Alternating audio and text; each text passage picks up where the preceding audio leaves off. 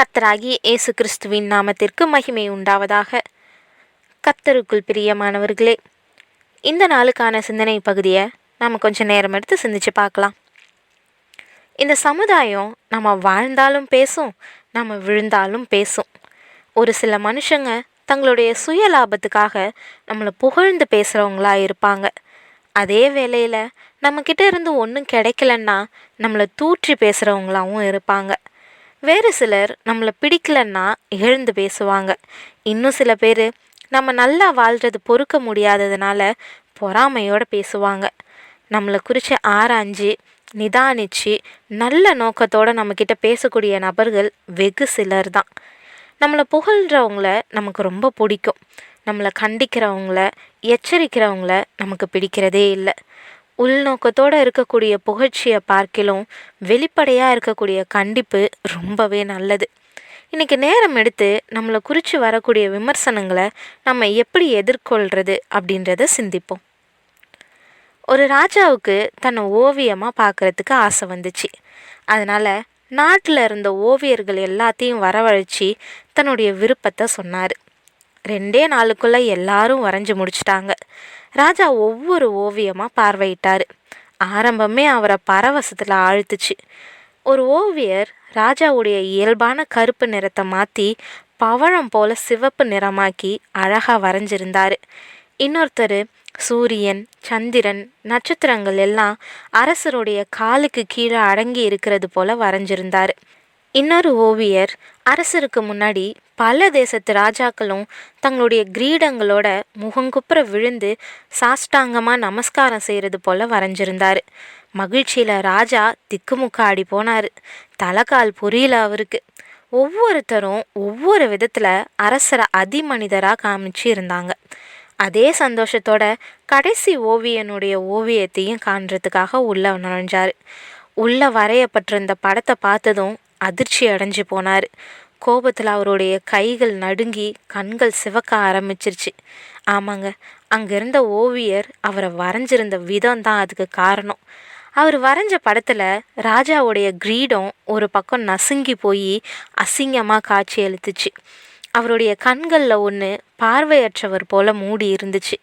அவருடைய செங்கோல் வளைஞ்சி தரையை பார்க்குறது போல வரையப்பட்டு இருந்துச்சு. மன்னர்களுக்கெல்லாம் மன்னர்னும், பிரபஞ்சத்துக்கே அதிபதினும், கடவுளுக்கே நிகரானவர்னும் சகட்டு மேனிக்கு புகழ்ந்து தள்ளிய ஓவியங்களை எல்லாத்தையும் பார்த்துட்டு இப்போ இப்படி ஒரு ஓவியத்தை பார்த்ததில் அவருடைய ரத்தம் கொதிக்க ஆரம்பிச்சிருச்சு. மதி கெட்டவனே, என்னை அவமானப்படுத்தும் எண்ணத்தோடு வந்தாயா? என்ன படம் வரைந்திருக்கிறாயின்ட்டு தன்னுடைய உடைவாளில் கை வச்சார்.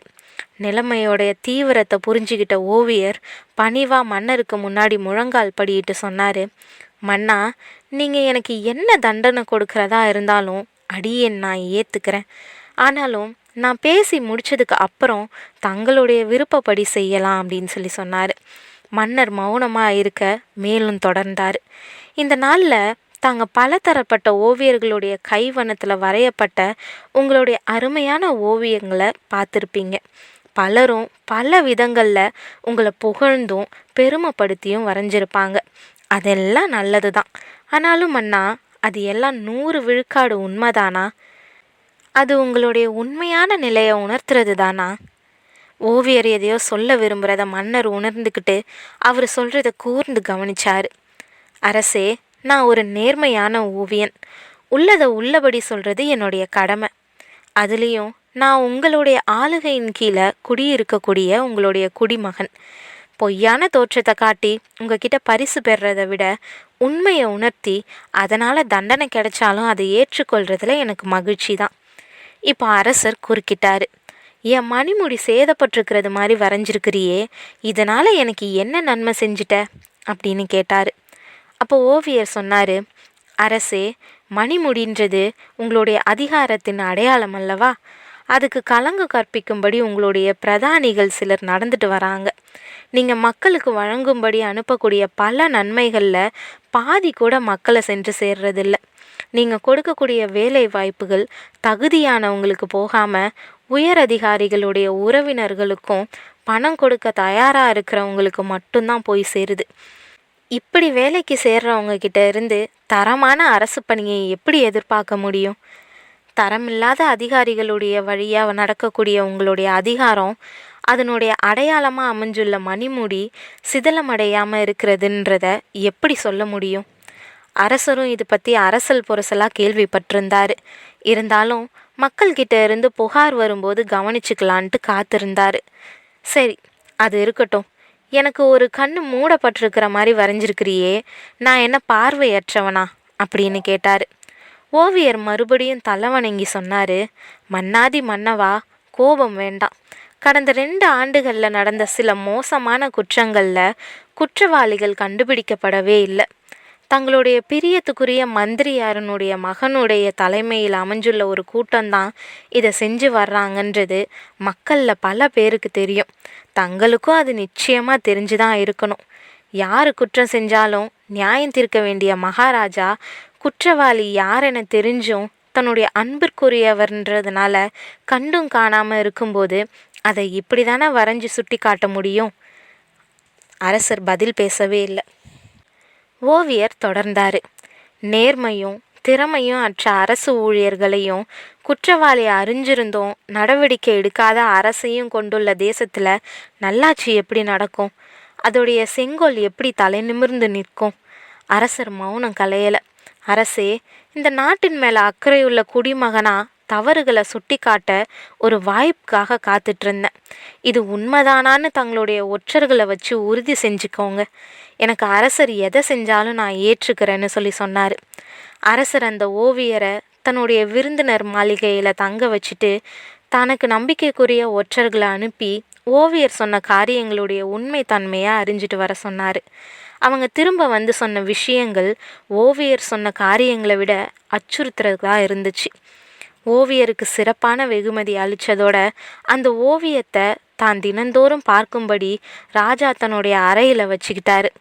குற்றவாளிகள் மேலே நடவடிக்கை எடுத்து மக்களுக்கு பாதுகாப்பான உணர்வு வர செஞ்சார். உண்மையை சொன்ன ஓவியரால் அந்த நாட்டுக்கு பொற்காலம் உதிச்சுது. பிரியமானவர்களே, நம்மளை குறித்த விமர்சனங்களை கடந்து போகும்போது ஆத்திரப்படாமல் அதோடைய உண்மை தன்மையை ஆராய்ஞ்சோன்னா நம்மளால் இன்னும் நம்மளை மேம்படுத்தி கொள்ள முடியும். விமர்சனமே வேண்டான்னா நாம் நம்மளை ஆராய்ஞ்சு நிதானிக்க முடியாது இல்லையா? அதுக்காக நம்மளை பற்றி சொல்லப்படக்கூடிய எல்லா செய்திகளையும் கேட்டு மனசில் வருத்தப்படக்கூடாது. நம்மளை பற்றி சொல்லப்படக்கூடிய காரியங்களை கண்மூடித்தனமாக கடின மனதோட எதிர்க்கவும் கூடாது. புகழ்ச்சியை மட்டும் விரும்பினா நம்ம வளரவே முடியாதுன்றதை நாம் அறிஞ்சிருக்கணும். நம்மளை திருத்திக் கொள்ள விமர்சனங்கள் அவசியமானது தான்.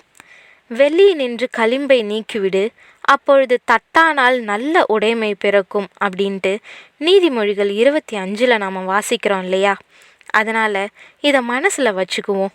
புத்திமதிகளை காத்து கொள்கிறவன் ஜீவ வழியில் இருக்கிறான்னு நீதிமொழிகள் 10:17 சொல்கிறபடி வசனத்தை கேட்கும்போது நம்மளை ஆராய்வோம், நிதானிப்போம், திருத்திக் கொள்வோம்.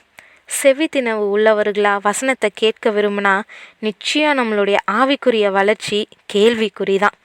தேவன் நம்மளை குறித்து சொல்லக்கூடிய உண்மைக்கு செவி கொடுப்போம். தேவன் தாமே கிருபையும் தயையும் செய்வாராக. ஆமேன்.